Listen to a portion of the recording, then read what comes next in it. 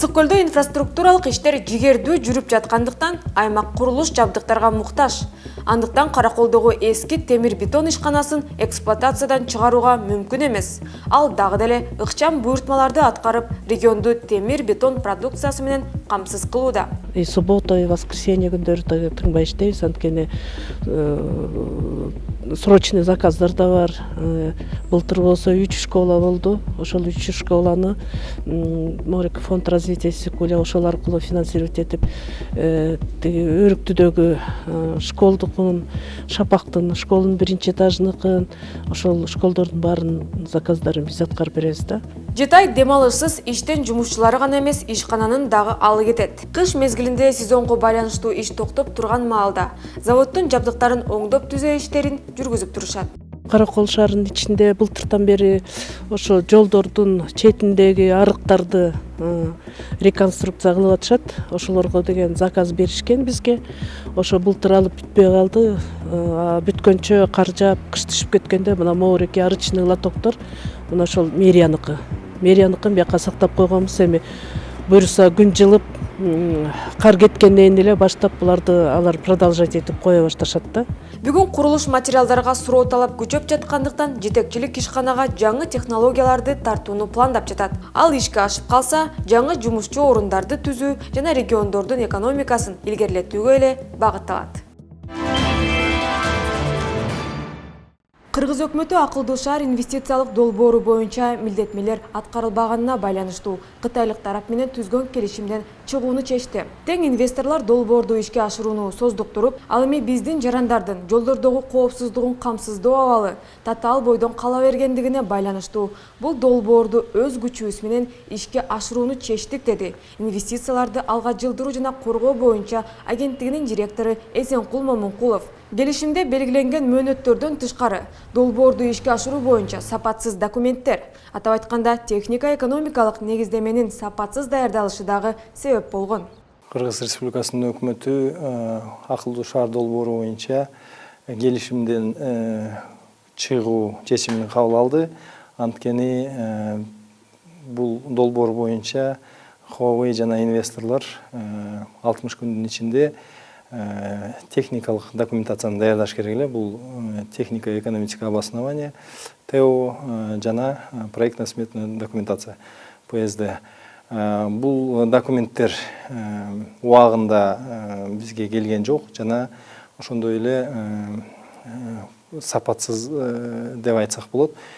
Ошон үчүн бул чечимге Кыргыз Республикасынын өкмөтү барды. Убакыт бул долбоор боюнча көп өтүп кетти жана ошо белгиленген убакыттын ичинде инвесторлор тиешелүү техникалык документацияны бизге бере алган жок. Бул долбоордон чыгуу эч кандай юридикалык жана финансылык бир чыгымдарга алып барбайт.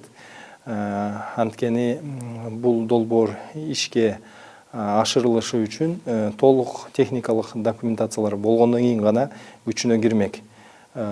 Ошого байланыштуу инвесторлор убагында бизге бул маалыматтарды жана бул документацияны бере албагандыгы үчүн ушундай чечимге келип отурабыз.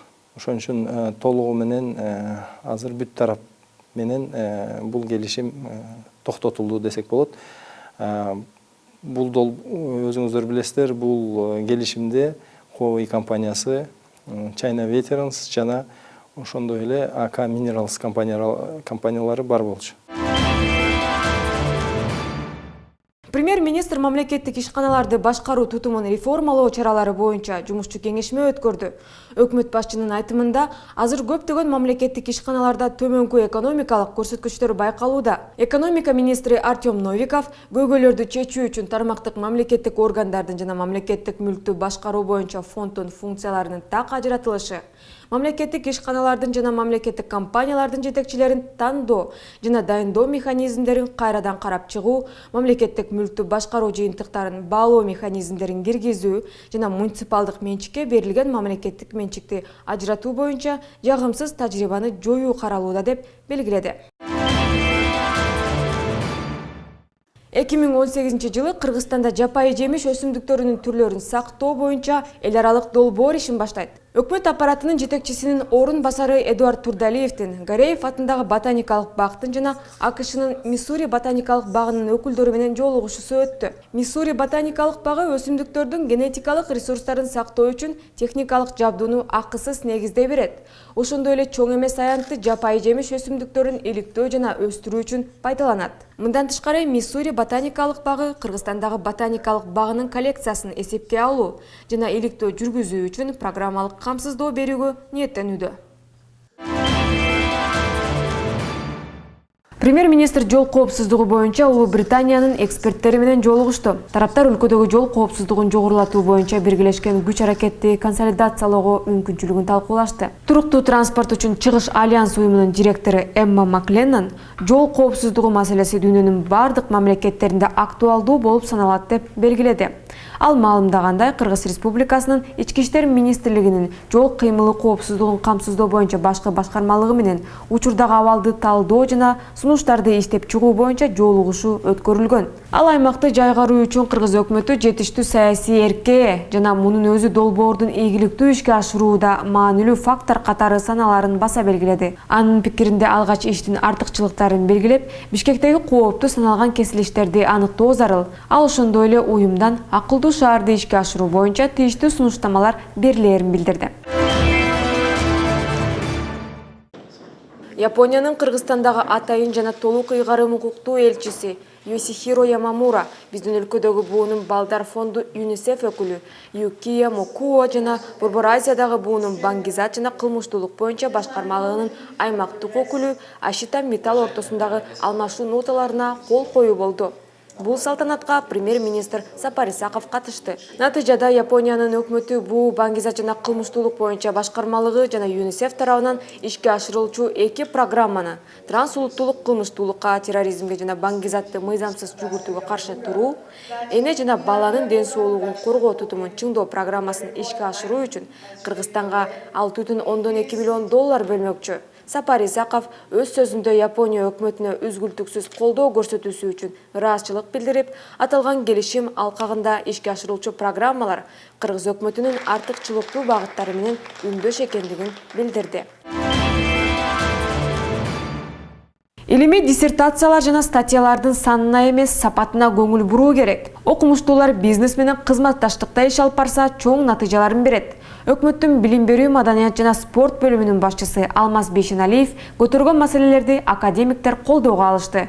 Коомчулукта бул билдирүү бир тараптуу пикирге ээ болбогону менен көбү колдоп жатат. Илимий тармак реформага муктаж. Биринчиден мен өкмөттө мен ошо илим тармагын, билим берүү тармагын куратор катары позициябызды билдирдик. Экинчиден аны сырттан бир адам катары эмес, мен да ошол илим дүйнөсүнө аралашып жүргөн киши катары ошо илимпоздордун арасынан бир жакшы илимпоз катары өзүмдүн оюмду айттым да. Жөнөкөй гана мисалдар алалы, бул биз өзүбүздү критикалабасак, өзүбүздү самокритика болбосо, анда жылыш болуш да кыйын да. Биз туурабы өзүбүздүн кайсыл деңгээлде экенибизди да билип баалап турушубуз керек.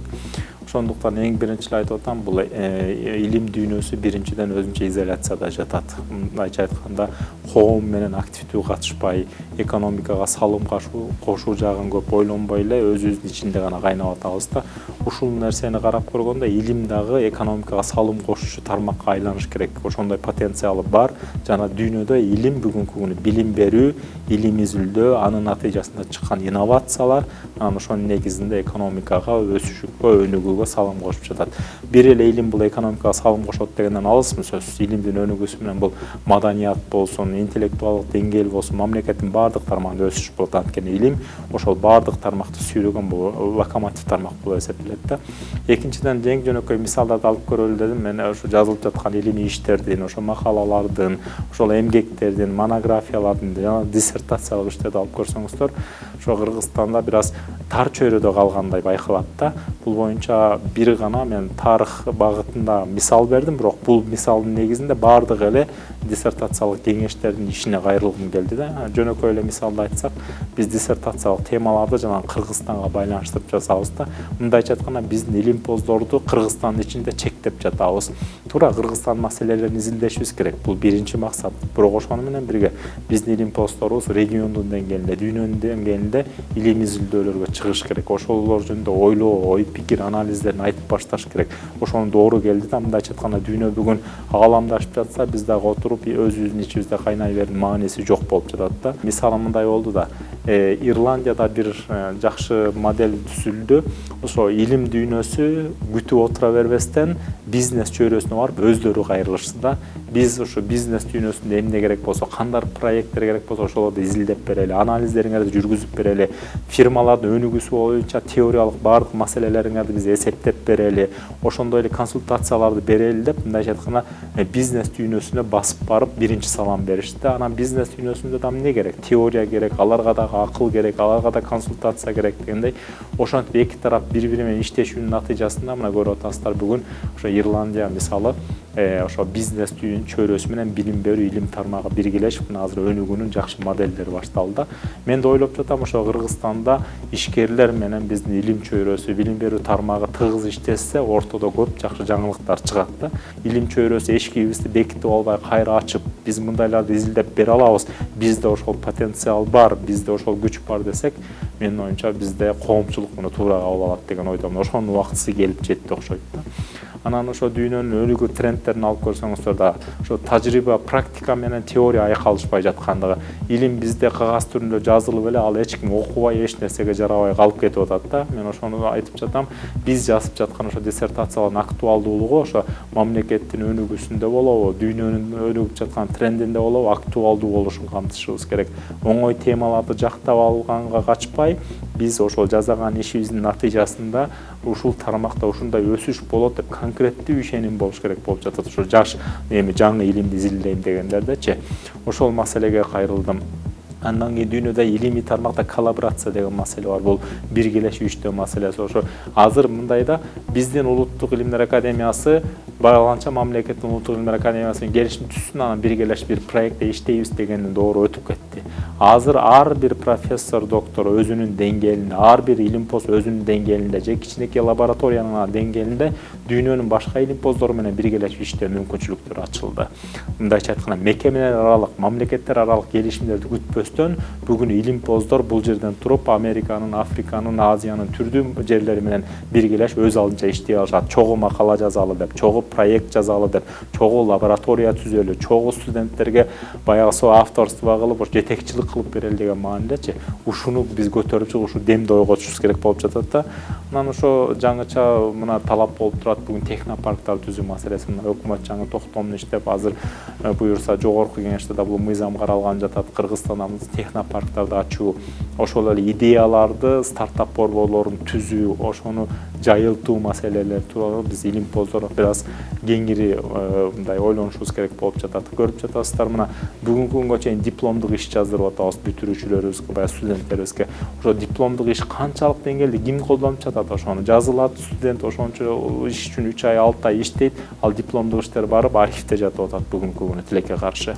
Ал эми мисалы финансы тармагында, экономика тармагында окуган студенттерди ошо акыркы курстан баштап фирма кантип курулат, мекеме кантип курулат, салык кантип төлөнөт деген мааниде ушуларды түшүндүрүү менен ошондой университеттин ичинде эле баягы искусственный болсо дагы фирмаларды куруу тажрыйбаларын сынап көрсөк деген сунуштарды киргизип атам да. Бул эми бул жалпы эле көпчүлүктүн оюнда, баягы жүрөгүндө турган маселелер баягы убактысы келип жетилип калып, айтылып калып, анан коомчулукта баягы талкууга алынып аткан ушундан болсо керек да. Өкмөт аппаратынын жетекчисинин орун басарына Алмазбек Мусабеков келди. Тийиштүү буйрукка премьер-министр Сапар Исаков кол койду. Ага ылайык Мусабеков Алмазбек өкмөттүн аппарат жетекчисинин орун басары, уюштуруу иштери жана аймактык башкаруу бөлүмүнүн башчысы кызматына дайындалды. Ал 17-жылдын октябрына чейин президент аппаратынын мамлекеттик жана аймактык башкаруу кадрдык иштер бөлүмүнүн башчысы болуп иштеген. Эске салсак, апта башында өкмөт аппаратынын жетекчисинин орун басары Эмилбек Бусурманкулов ээлеген кызматынан бошотулган. Ошондой эле премьер-министр Сапар Исаковдун өкмөт аппаратынын жетекчиси министр Нурханбек Момуналиевди берилген арызына ылайык кызматтан бошотуу тууралуу сунуштамасын президент Сооронбай Жээнбеков кабыл алды. Премьер-министр өлкөнүн бир катар министрлик жана ведомство жетекчилерине тартиптик жазаларды жарыялады. Аткаруучулук тартиптин начар уюштургандыгы өкмөттүн 2015-2017 жылдарга коррупцияга каршы саясатынын мамлекеттик стратегиясын аткаруу боюнча мамлекеттик органдарынын иш-чаралар планынын аткарылышы так эмес сапатсыз маалыматты бергендиги үчүн төмөнкү министрлик жана ведомство башчыларына тартиптик жазалар жарыяланды. Саламаттык сактоо министри Талантбек Батыралиевге катуу сөгүш. Архитектура турак жай коммуналдык чарба мамлекеттик агенттигинин статкатчысы Самат Бөрүбаевка сөгүш жарыяланды. Ал эми юстиция министри Уран Ахмедовго, маданият, маалымат жана туризм министринин статкатчысы Бактыбек Секимовго, Курчап турган чөйрө жана токой чарба мамлекеттик агенттигинин статкатчысы Азамат Эркебаевка, мамлекеттик мүлктү башкаруу фондунун статкатчысы Ильяс Ташбаевка эскертүү берилди. Өкмөттүн коррупциянын алдын алуу маселелери боюнча ыйгарым укуктуунун кызмат ордун киргизүү жөнүндөгү буйругун аткарбагандыгы үчүн финансы рыногун жөнгө салуу жана көзөмөлдөө мамлекеттик кызматынын статкатчысы Абдулхалик Шамшиевке белгиленген тартипте сөгүш жарыяланды. Финансы министри Адылбек Касымалиевке, экономика министри Артем Новиковго, билим берүү жана илим министри Гүлмира Кудайбердиевага, айыл чарба тамак аш өнөр жайы жана мелиорация министри Нурбек Мурашевго, өнөр жай энергетика жана жер казынасын пайдалануу мамлекеттик комитетинин төрагасы Уланбек Рыскуловго, Курчап турган чөйрөнү коргоо жана токой чарба мамлекеттик агенттигинин директору Абдыкалык Рустамовго, архитектура, курулуш жана коммуналдык чарба мамлекеттик агенттигинин директору Бактыбек Абдиевке 2017 жылы мамлекеттик инвестициялар долбоорунун бюджетин аткаруу боюнча жетишсиз иши үчүн эскерүү берилди. Ал эми саламаттык сактоо министри Талантбек Батыралиев бул боюнча катуу сөгүш алды. Сапар Исаков өкмөт башына келгенден бери министрлик жана ведомство жетекчилерине 20га жакын тартиптик жазаларды жарыялаган. Анын ичинде 7 эскертүү, 5 сөгүш, 8 катуу сөгүш болгон. Саламатсыздарбы, эфирде Кыргыз өкмөтүндө берүүсү. Биз бүгүн өкмөттөгү кадрдык саясат тууралуу сөз курабыз. Аткаруу бийлигиндеги акыркы чечимдерден улам бул тема аябай актуалдуу турат. Мен болсо конокторумду тааныштыра кетсем, бул мамлекеттик кадр кызматынын директору Мадумаров Акрам Камбаралиевич жана саясаттануучу Казакбаев Марат. Кош келипсиздер. Азыркы учурда бир нече министрлер жана ведомство жетекчилеринин кызматтагы абалы тал учунда турат деп айтсак болот. Ошол акыркы коррупцияга каршы стратегияны аткара албагандыгы үчүн, ошол эле мамлекеттик инвестициялар долбоорун аткара албагандыгы үчүн бир нече министрлерге жана ошол эле ведомство башчыларына тартиптик жазалар жарыяланды да. Негизи эле ушул премьердин мындай чараларын кандай сыпаттасак болот? Азыркы өкмөт, премьер-министр, вице-премьерлер, өкмөттүн мүчөлөрү стратегиясы бар да. Мунуку өкмөттөргө караганда стратегиясы эң биринчи ушу акылдуу шаар боюнча, таза ком боюнча, чынын айтып койсок, бул боюнча стратегия бар да. Кандай болсо дагы бул ишке ашырылат да. Мында карасак, ошо стратегия менен иштеп башса, бирок бул стратегия боюнча ким аткарылат? Кызматкерлер сөз профессионалдуу болсо, туура айтып кетти коллегам. Чын эле профессионалдуу болчу. А профессионал болуш үчүн негизи сөз эксперттик жана илим специалисттери менен байланышып база болуш керек да, база. Чоң рахмат. Акрам Камбаралиевич, негизи эле ушул өкмөттөгү негизги фигуралар алдыга койгон максаттарга жетиш үчүн кандай өзгөчөлүктөргө ээ болушу керек? Албетте, негизи эле мамлекеттик кызматкер деген статусту алган киши эң негизгиси профессионалдуу сапатка ээ болуш керек. Өзүнүн тармагын абдан жакшы билген, тажрыйбасы бар, мамлекеттик саясатты туура жүргүзгөн киши болуш керек да. Кайсы бир деңгээлдеги кызматкер болбосун, мейли жөнөкөй кызматкерден баштап дегеле ушул министрликтин жетекчилигине чейин. Албетте, өкмөт башчы, премьер-министрдин толук укугу бар. Эгер кайсы бир өкмөттүн мүчөсү белгиленген программаларды, белгиленген маселелерди аткарбай калса, тиешелүү тартиптик жаза көрүүгө сөзсүз укугу бар. Эми мен ойлойм, чындыгын айтканда азыркы өкмөт дагы өзгөчө мындай оор мезгилде иштеп атат. Биз ушул элдин эң негизги талабын элге жакшы мамлекеттик кызмат көрсөтүү менен бирге социалдык, экономикалык акыбалды көтөрүү боюнча аракеттер жүргүзүп атат да. Бирок ошону менен бирге, мына жогоруда Марат мырза жакшы белгилеп кетти. азыркы кызматкерлердин сапаты тууралуу. Эми бүгүнкү күндө пайда болгон жок да. Бул эми кандайдыр бир убакыт керек. Мамлекеттик кызматкерди, жогорку деңгээлдеги кызматкерди даярдоо үчүн мамлекет тарабынан бир топ убакытты кетирет, каржы маселеси кетирет. Мына ушуларды биз системалуу бир түргө жеткизишибиз керек да.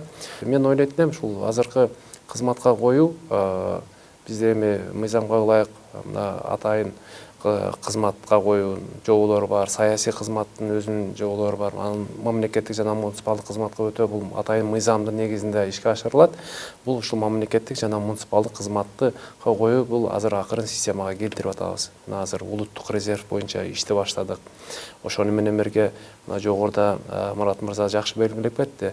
Азыркы иштеп жаткан кызматкерлердин дагы квалификациясын жогорулатып туруш керек, сөзсүз түрдө.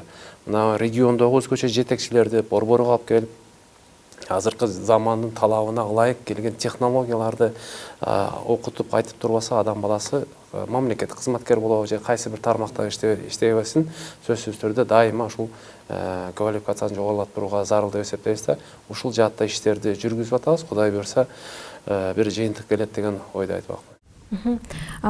Демек ошол мамлекеттик кызматкердин натыйжалуулугун көбөйтүш үчүн аларды дайыма окутуп, үйрөтүп туруш керек экен. Сөзсүз. Дүйнө практиканы салыштырсак, өнүккөн мамлекеттерде туура айтып кеттиңиз, негизи бул негизи дайыма мындай окуучу процесс болуш керек деп, повышение квалификациячы. Мына Совет убагында кандай болгон да.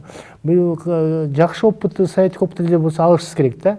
Мына азыркы демократиялык өнүккөн мамлекеттерде эле ошо кызматкер, негизи кызматкер профессионалдуу болуш үчүн дайыма ошо даярдоо процессти өтүп, негизи жана ошондо да бөлүнөт да. Например, негизи жогору деңгээлдеги кызматкерлер булардыкы өзүнчө курс болот, орто звено жетекчилери буларды эле өтүшөт, муниципалдык деле бул башкача да.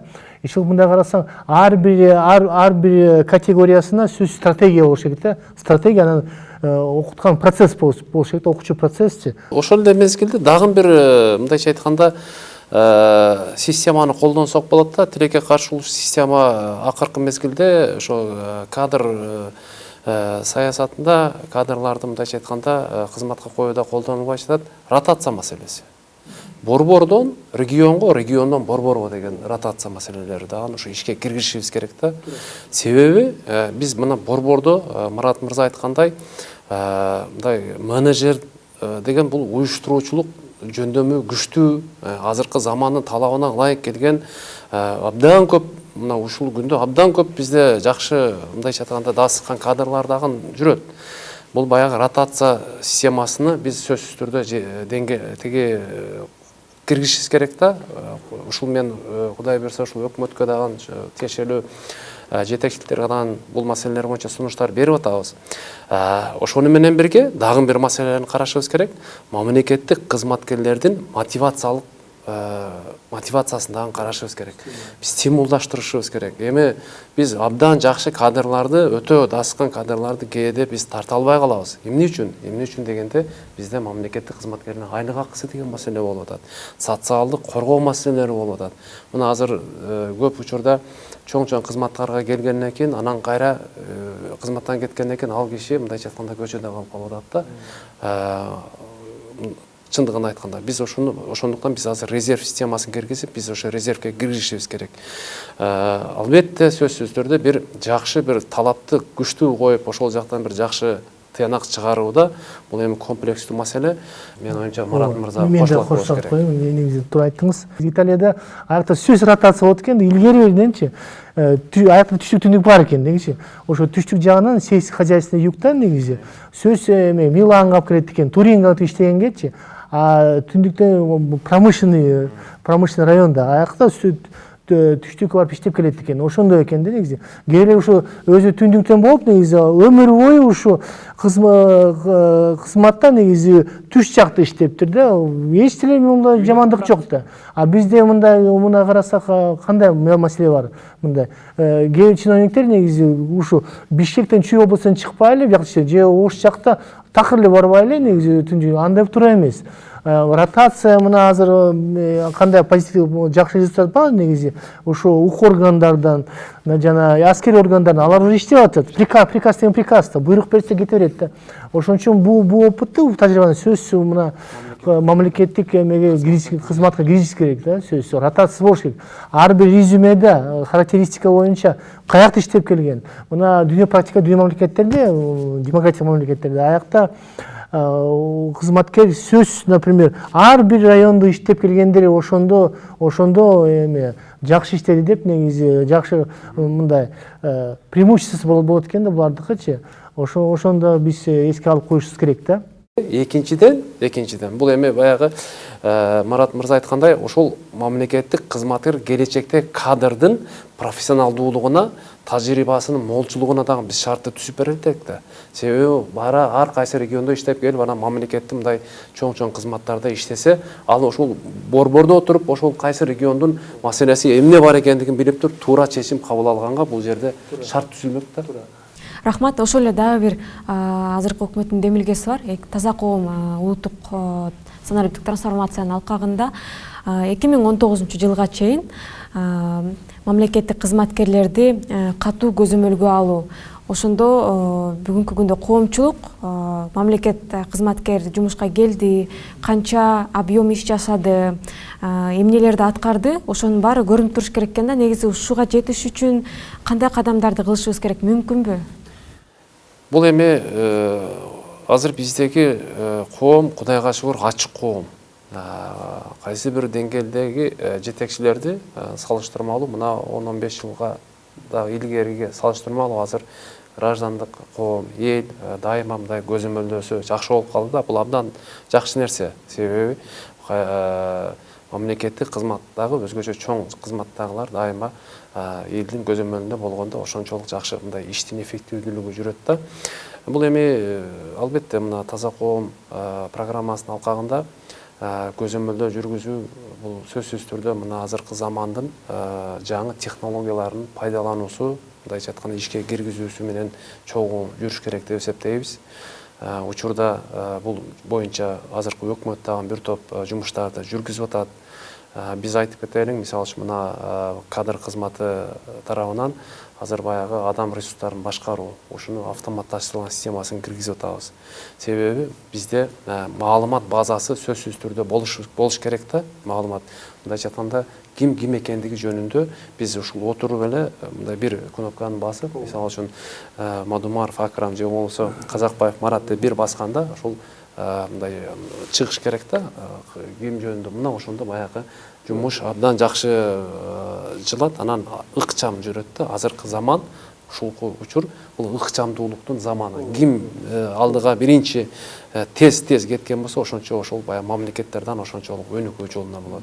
Мындайча айтканда, сөздү кыскартып айтканда, чындыгын айтканда, сөзсүз түрдө мамлекеттик кызмат болобу, деги эле ушул укук коргоо органдарында иштеп жаткан кызматкерлерби дайыма мамлекет тарабынан мындайча айтканда мыйзамдын талаптарына ылайык дайыма көзөмөлдө болсо, бул иштин эффективдүүлүгүнө алып келет. Эми баягы албетте баягы көп комплекстүү маселелерди, көйгөйлөрдү мына азыр жакшы сүйлөшүп отурабыз. Мына эксперттик коомчулук тарабынан дагы баарыбыздын оюбуз бир. Эң негизгиси мындайча айтканда сын пикирди айтуу эң жеңил да, абдан көп сын пикир айтылып атат. Бирок биз көнүшүбүз керек, ушул сын пикирди айтуу менен бирге кошо чечүү жолдоруна дагы бир кишини калтырбашыбыз керек. Өкмөт деген менен эми өкмөт дагы ушул биздин өзүбүздүн өкмөт да, бул башка жактын өкмөт эмес. Биз жардам беришибиз керек. Албетте убакыт керек бир маселени, бир чоң бир маселеге жетиш үчүн. Убакытты бөлүп маек кылып кеткениңиздерге чоң рахмат. Биз өкмөттүн кадрдык саясаты тууралуу маек курдук. Саламат алыңыздар.